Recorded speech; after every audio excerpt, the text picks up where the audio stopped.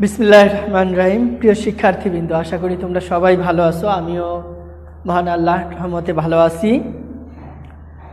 তো সৃষ্টি central school and college কর্তৃক আয়োজিত অনলাইন ভিত্তিক ভিডিও ক্লাসে তোমাদের সবাইকে স্বাগত জানাচ্ছি। আমি মোশাররফ হোসাইন, তোমাদের ইংলিশ টিচার। গত ক্লাসে আমি তোমাদের ট্রান্সফরমেশনের অ্যাফার্মেটিভ টু নেগেটিভ অংশের 5টি রুলস নিয়ে আলোচনা করেছিলাম। আজকে পরবর্তী 5টি রুলস নিয়ে তোমাদের সাথে আলোচনা করব। তো প্রিয় শিক্ষার্থীবৃন্দ, আমাদের যে 6 থেকে 10 পর্যন্ত রুলসের মধ্যে প্রথমে 6 নম্বরের যে রুলসটি রয়েছে সেটি হচ্ছে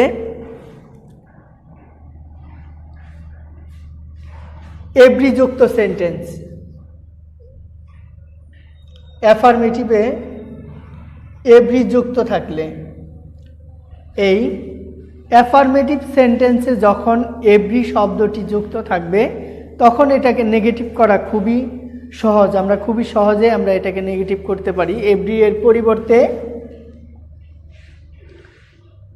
এভরি এর পরিবর্তে হবে there is no. There is no plus every এর পরের শব্দ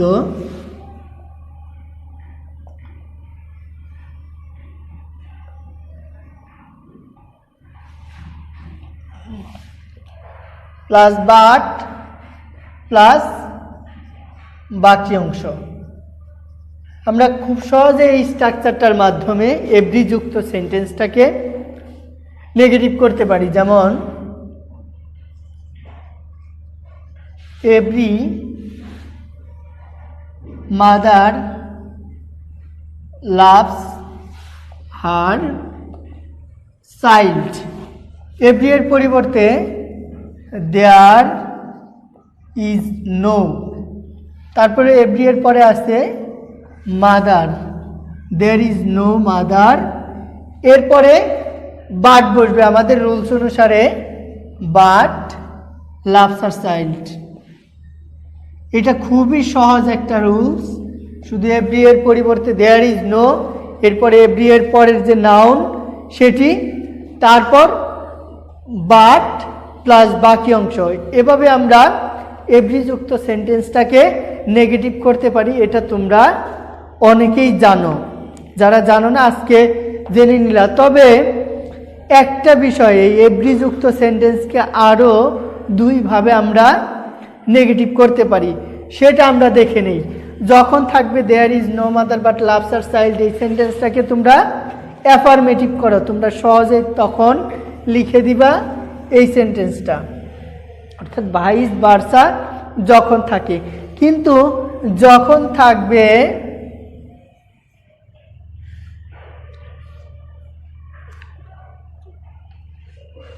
এভরি এর পরিবর্তে দেয়ার ইজ নো, অথবা এরকম থাকবে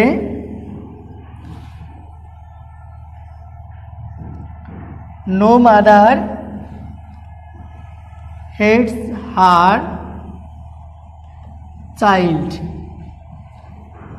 এই সেন্টেন্সটাকে, সেন্টেন্স একই কিন্তু আমরা এটাকে আরেকটু ভিন্নভাবে নেগেটিভ করতে পারি। দেখো পরের শব্দটা এভরি এর পরিবর্তে নো, মাদার ঠিক জায়গায় মাদার আছে। আমাদের যে মেইন ওয়ার্ডটি লাভ এর অপোজিট ওয়ার্ড, অর্থাৎ দেয়ার এভরি এর পরিবর্তে নো, এরপর যে কিওয়ার্ডটি থাকে সেই কিওয়ার্ডের অপোজিট ওয়ার্ড, এরপর বাকি অংশ। হ্যাঁ, এখানে নো মাদার, এভরি এর পরিবর্তে no mother hates her child. যখন এই সেন্টেন্সটা তোমাকে অ্যাফার্মেটিভ করতে দিবে তখনই তোমরা আসলে ভুলটা করে ফেলো। এই সেন্টেন্সটা কিভাবে অ্যাফার্মেটিভ করব এইটা তোমাদের মাথায় আসে না। তোমরা তো জানো এভরি এর পরিবর্তে দেয়ার ইজ নো বসে, কিন্তু এভরি এর পরিবর্তে শুধুমাত্র দেয়ার ইজ নো না, শুধু নো বসে। কিন্তু নো বসালে কি হবে, পরের যে কিওয়ার্ডটি আছে এই কিওয়ার্ডের অপোজিট ওয়ার্ড তোমাকে লিখতে হবে। তাহলে আশা করি পরবর্তী এখন থেকে এই ভুলটা তোমরা আর করবে না। এরপরে এভরি যুক্ত সেন্টেন্স এর পরে যদি টু হ্যাভ ভার্ব থাকে, এভরি যুক্ত থাকবে, আবার হ্যাভ, হ্যাজ, হ্যাডও থাকবে। যেমন দেখো, every school has a library. এখন রুলস অনুসারে লিখছো এভরি এর পরিবর্তে দেয়ার ইজ নো। এরপরে স্কুল, রুলস অনুসারে তোমাদের বসার কথা কি, বাট তারপর হ্যাজ এ লাইব্রেরি। কিন্তু এখানে ওই রুলসটা কার্যকর হবে না। কেন হবে না? দেখো, এভরি এরপরে নাউনের পরে যদি টু হ্যাভ ভার্ব থাকে, to have, have, has, had, এই তিনটার একটা যদি থাকে তখন এই হ্যাভ, হ্যাজ, হ্যাড এর পরিবর্তে হবে কি, without. There is no school without a library.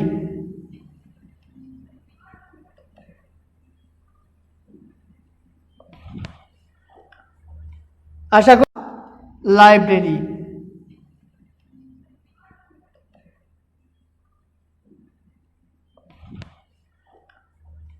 আশা করি তোমাদের সেন্টেন্সটি ক্লিয়ার হয়েছে। তাহলে আমরা এভরি থেকে কয়টা শিখলাম? তিনটা রুলস শিখলাম।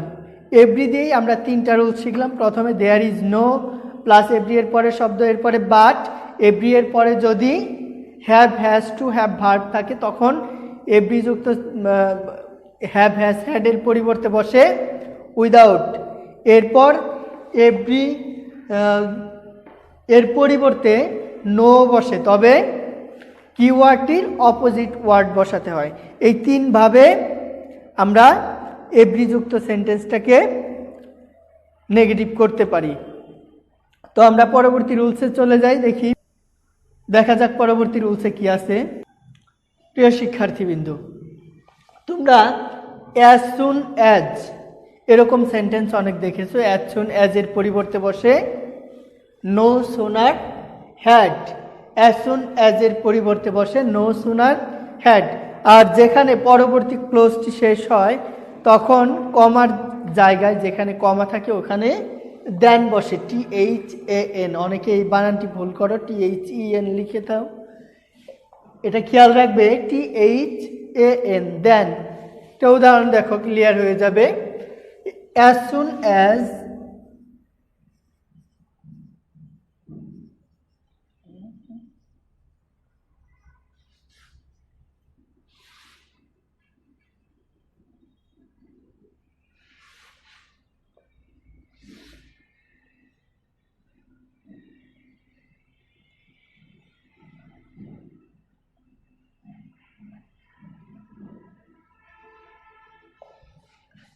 As soon as the thief saw the police, he ran away.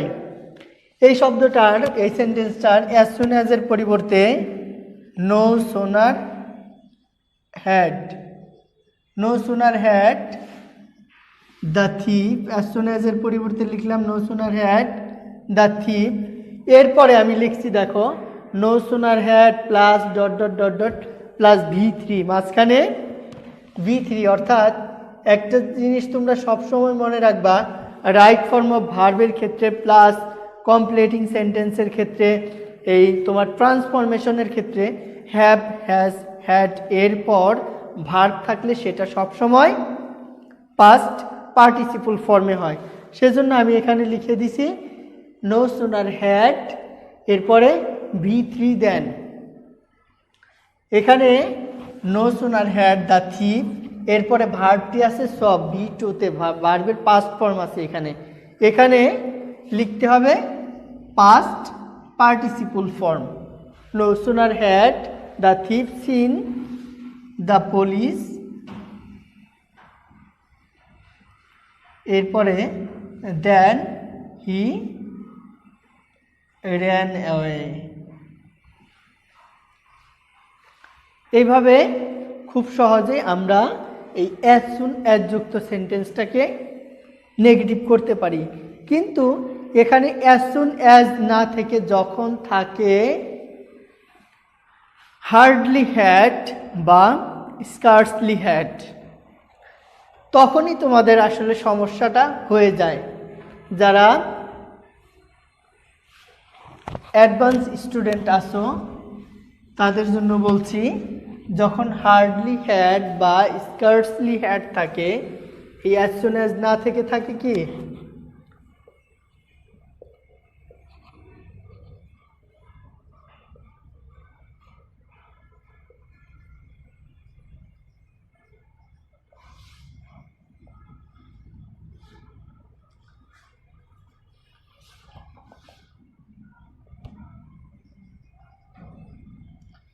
আমার রুলস একটাই, অর্থাৎ no sooner had dot dot dot dot V3 এরপরে দেন। তবে এখানে আগের সেন্টেন্সটাতে যেমন ছিল কি একটা জায়গায় কমা ছিল, কিন্তু এই স্কার্সলি হ্যাড বা হার্ডলি হ্যাড যুক্ত সেন্টেন্সে কমা থাকবে না, থাকবে কি ওয়েন। দেখো, hardly had we reached the classroom when the teacher came. Hardly had we reached the classroom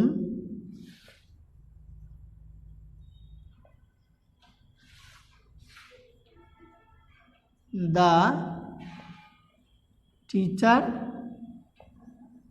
came। এরকম সেন্টেন্সটা যদি থাকে তখন এটাকে নেগেটিভ করতে দিলে হার্ডলি হ্যাড এর পরিবর্তে হবে কি নো সোনার হ্যাড। তাহলে আমরা কি জানলাম, অ্যাজ সুন অ্যাজ ছাড়াও হার্ডলি হ্যাড বা স্কার্সলি হ্যাড থাকলেও নো সোনার হ্যাড এর রুলসটি প্রযোজ্য। No sooner had we reached the classroom. এখন এই যে ওয়েন, আগে এই জায়গাটাতে ছিল কমা, কিন্তু এখানে ওয়েন আছে, ওয়েনের পরিবর্তে কি হবে দেন। দেন the teacher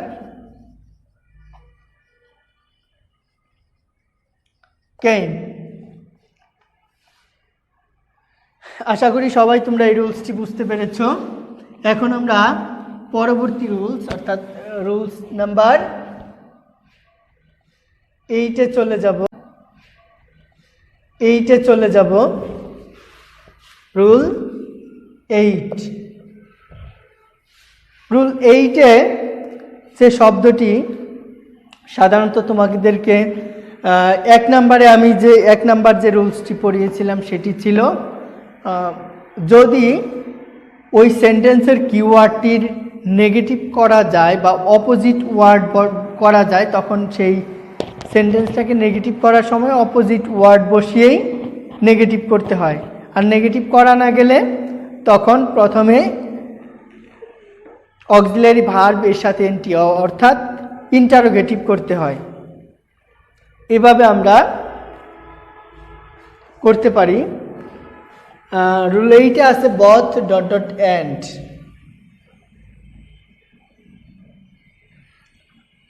both dot dot and dot dot, এই বথের পরিবর্তে হবে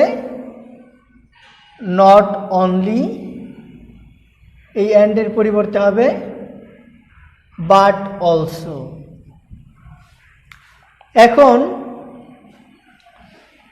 এটা মোটামুটি অনেকের জানা, কিন্তু যেটা অজানা সেটা হচ্ছে এই বথ ডট ডট এন্ড না থেকে যদি dot dot dot dot and dot dot থাকে, যদি dot dot dot dot and dot dot dot dot অর্থাৎ আগে কিছু শব্দ, এরপরে অ্যান্ড, এরপরে একটা নাউন বা প্রোনাউন থাকলে তখন রুলসটা কিভাবে হবে একটু দেখে নাও।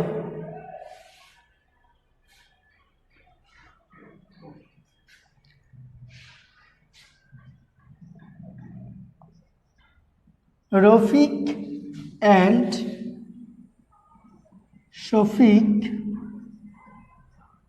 Goat GPA 5। এখানে আমি দেখো এই সেন্টেন্সটি লিখছি, Rafiq and Shafiq got GPA 5।